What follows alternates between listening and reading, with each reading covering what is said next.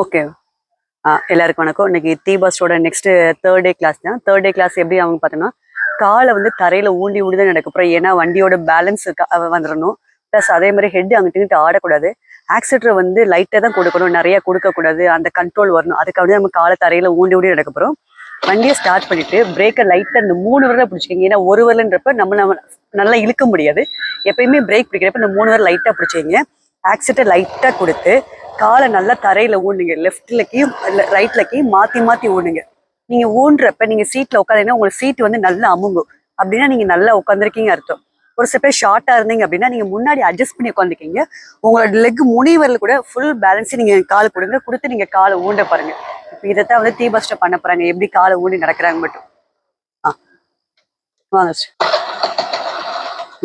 Break லைட்டா loose பண்ணிட்டு அப்படியே மெதுவா கொடுங்க.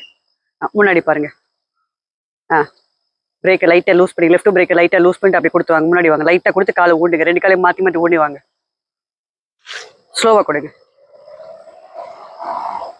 முன்னாடி என்ன பாருங்க, நேராக பாருங்க, கீழே தரையை பார்க்க. வாங்க அப்படியே முன்னாடி வாங்க. வாங்க வாங்க. மெதுவா ஸ்லோவாக கொடுங்க. உங்க சோல்டரை தூக்காதீங்க. சும்மா நார்மலாக எப்பயுமே சேர்ல உட்காருமே சோல்டரை தூக்காதீங்க. அப்புறம் உங்களோட முட்டி வலிக்கும். கொடுங்க, லைட்டாக கொடுங்க.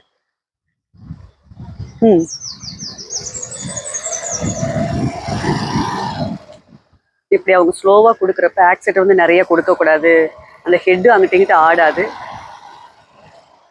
வண்டி சாஞ்சாலும் அவங்க 2 காலும் நல்லா பேலன்ஸ் பண்ணி ஊண்டிக்கிடுவாங்க. அதுக்காக வந்து நம்ம 2 கால் தரையில வச்சு நம்ம ஓட்ட சொல்றோம். கொடுங்க சிஸ்டர், கொடுங்க.